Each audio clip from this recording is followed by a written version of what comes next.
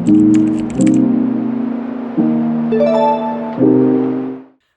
everybody, welcome back to my channel. My name is Sienna. Thank you for being here, for watching. If you're new here, hi, welcome, come on in. I love to talk about all things queer books, and today we are going to be talking about one of my favorite queer books of this year. I have started this book, so we're going to be talking about Sunburn. This is by Chloe Michelle Howarth, and I started reading this book last year, but I just don't think I was in the right place to receive it. However, I picked it up when I went on holiday earlier this year, and let me tell you, I am obsessed with this book. I think about it at least once a day. I talk about it nonstop. I think it's truly just one of the best books I've ever read. And if you love Sapphic Yearning, then this book is for you. I spoke a little bit about this book in my welcome back video as books that I'd read, but I really believe this book deserves its own video. So that's why we're gathered here today to talk about Sunburn, and I just want to share my thoughts on it because I have a lot of them. And I haven't read a book that, well, there's a lot of sapphic books I haven't read, so granted that's the case as well, but there's not been a sapphic book that I've read that has quite captured my attention and emotion and love like this one has. And I'm really excited to continue reading from this author because her writing is beautiful. It's so poetic and gorgeous, and I just felt she deserved her own video. So that's why we're here. It's almost the end of Pride Month, but I just feel that if you are looking for a sapphic book that is Yearning's biggest fan, this is this book. This is this book, that is this book, and you need to check it out. So let's get into it. I am weirdly losing my voice. I don't know why. I'm not sure where it's come from. So just bear with me this video. But I wanted to break down what Sunburn's about, what it covers, why I think it's really important, and just really share and fangirl over my love for this book, essentially. So let's talk about it. Starting point, what this book is about. We are following Lucy, who lives in a small Irish town in the 90s, which is not a good time to even consider being gay. It's conservative, it's very religious, and we start in, I can't remember what year is it, I want to say 89.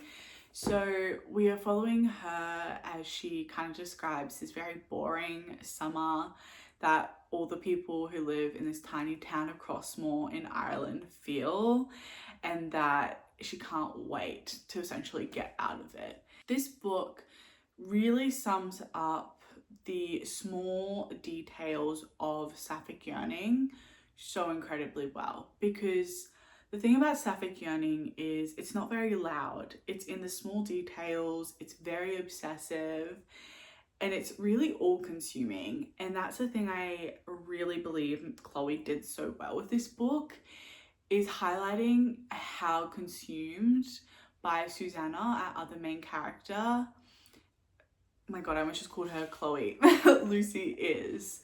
Because that's the thing about sapphic love. It's this intense feeling that is so hard to name, to describe.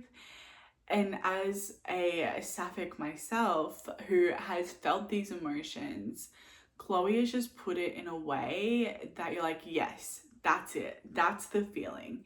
It's down to the small details of the other person, of noticing them, of wanting to be inside them almost.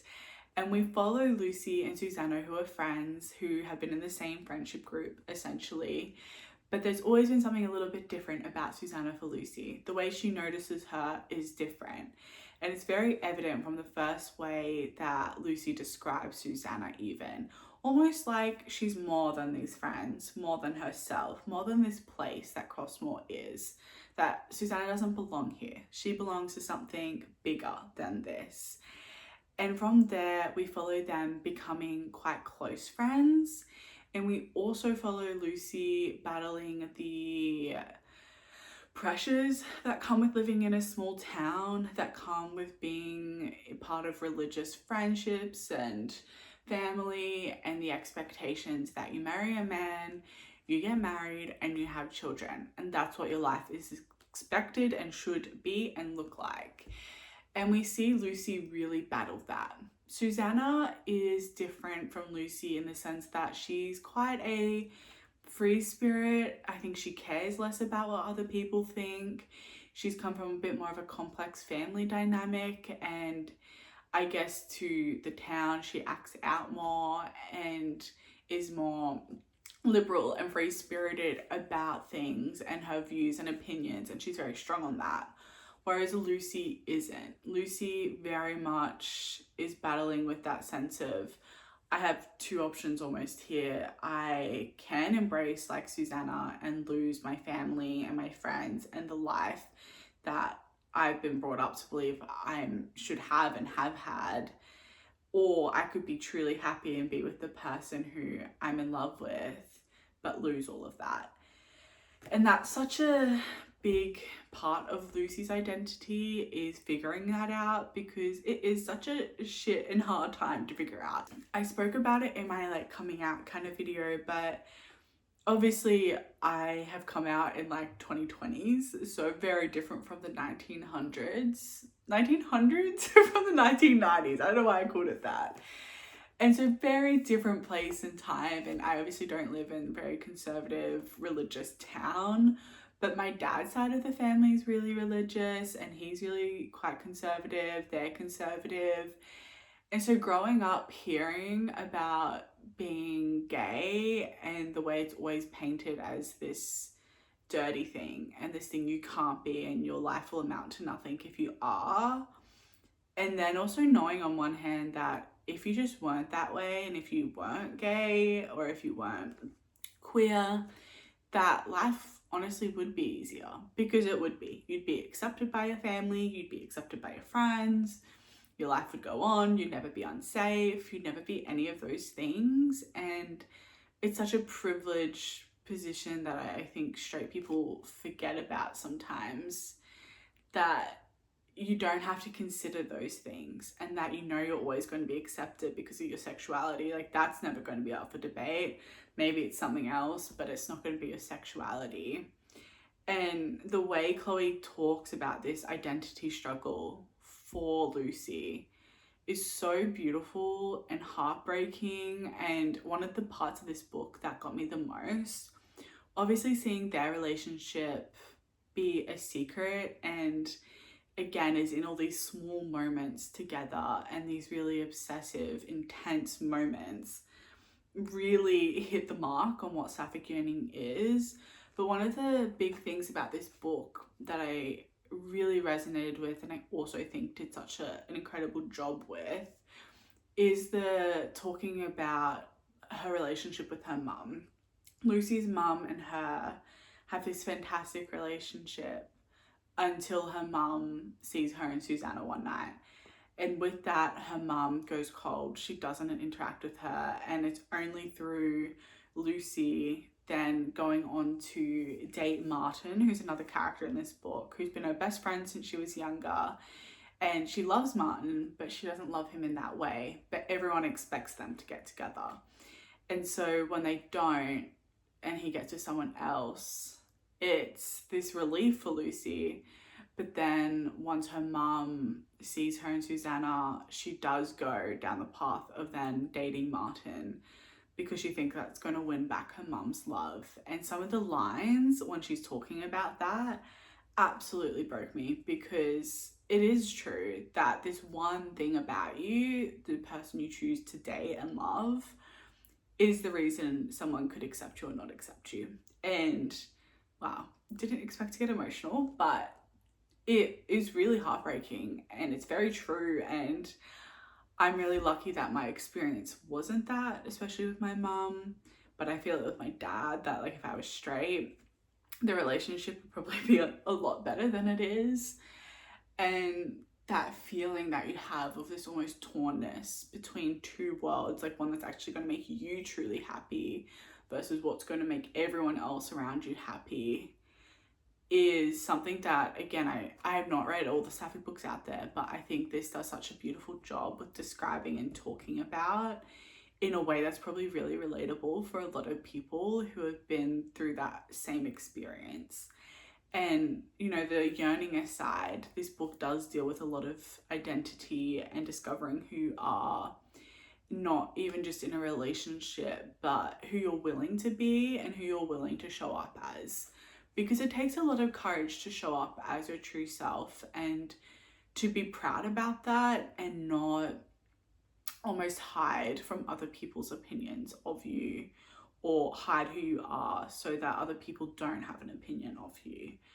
And it shows the two sides of this with Lucy and Susanna. It shows Susanna who lives her life loud and proud and doesn't care what these other people in town think, and she leaves and finds and builds a life for herself that's outside of this tiny small town that was just going to hold her back. Whereas Lucy goes the opposite way. She does leave, but she leaves with Martin and she builds a life with him, one that she's not satisfied in, one that she's not happy in, that's full of confusion. And you see the two sides of that. You see someone who can accept their identity and embrace that, and someone who, until they're in their 20s, continues to struggle with it and can't make a decision that they actually align with. And again, this book, I believe, really touches on multiple things: the yearning of being in a sapphic relationship, the family side of it, the identity side of it, the growing up side of it. And it just does it so well and in such a beautiful way. And again, like I said, Chloe's writing is so poetic. I have so many underlines in this book. I actually don't think I've underlined a book more than I've underlined this, because everything she was saying was just like, yes, that's the exact feeling. Like, I just flipped like to a random page in the book and I've got underlines here. And this is one of my, actually links well into what I was saying. This is one of my favorite lines in the book. Attraction is a very easy thing to lie about in conversation. It's only saying a boy's name and then a part of his body. It's just words. There's nothing to it. And that's the thing about being gay. When you grow up and everyone is talking about boys and you feel like this constant otherness feeling and like you're on the outs of that conversation, you very quickly learn to just say the things that people expect you to say. That exactly, attraction is a thing you can lie about. You can say, oh yeah, he's really hot because he's tall and he has, you know, dark features, or he has abs. They are just words. You can say that and it means nothing, because it really doesn't. And you see that in the way that she describes boys. And then let me find you a way she describes Susanna, because that is a completely different thing.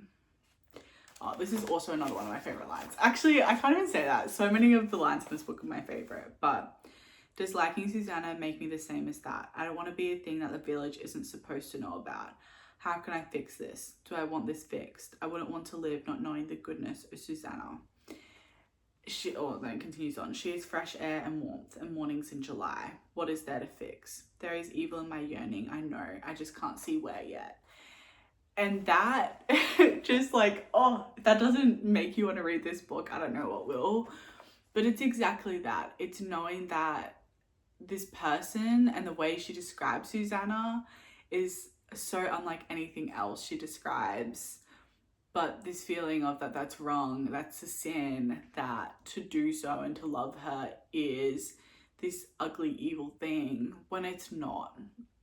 The most heartbreaking parts of this book is seeing how much Lucy truly struggles with this. And even though the way she describes Susanna is always in this beautiful, graphic way, coming to terms with actually being with her is a different story. I've gotten a little bit off track, but we follow them. They become something in the intense way that being sapphic is. It's in all these small moments together.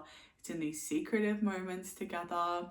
It's in a way that being straight, I just don't think can ever honestly compare to, because there is this extra, there's levels to it. There's a straight relationship, which I guess you know, it can have its secrecy if it's like a forbidden relationship, but it will never have the levels that a queer relationship has. It just won't. And, you know, the world has made it that way, but there is an intensity to a sapphic relationship specifically that I just truly don't think you're going to get in a straight relationship. And it shows up in all these small moments together, from eating a burger and the way Lucy describes it dripping down Susanna's chin, and how she almost like wants to be inside Susanna at all times, and this intense love that she has for her, and she doesn't even recognize that as what it is, just this intense feeling she always has, a need to be together and do everything together and share everything, and the fighting and the arguing is so intense as well. And so you kind of follow them together, and then you follow them having to come to the decision of leaving together or not. And ultimately Lucy decides not to leave with Susanna, and she gets with Martin, she goes to uni, she works. Oh, she doesn't go to uni actually, Martin goes to uni. They move to the city, and there she has, you know, more relations with women. And it's just that constant show of women are clearly only going to give you what you want, and Martin never is. And her coming to terms with that is so difficult for her.